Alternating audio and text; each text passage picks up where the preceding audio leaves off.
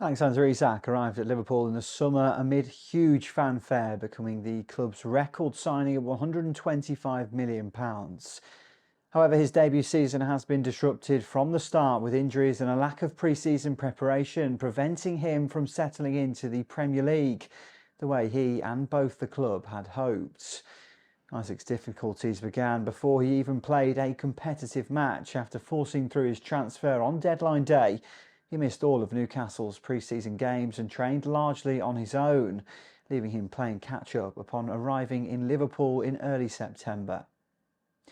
The lack of rhythm and preparation made the initial adjustment challenging, and his early appearances reflected that. In his first 8 outings for the Reds, Isak scored just once, struggling to establish himself as a focal point in Liverpool's attack.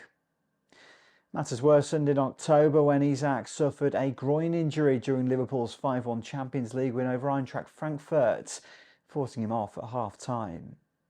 The injury kept him out for the next 4 matches, including Premier League games, before he returned as a substitute in a 3-0 defeat to Manchester City. Liverpool have been cautious with his game time, gradually reintroducing him to protect his long-term fitness, but this has inevitably slowed his adaptation and momentum. Isak's first action since the injury came for Sweden in their World Cup qualifier against Switzerland.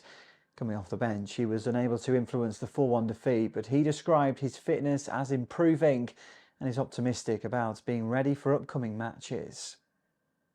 Despite the slow start, there is reason for optimism. At 26, Isak is entering his prime, and Liverpool have invested heavily with long-term plans in mind. Once fully fit and integrated, his physicality, movement and finishing could transform the Reds' attack.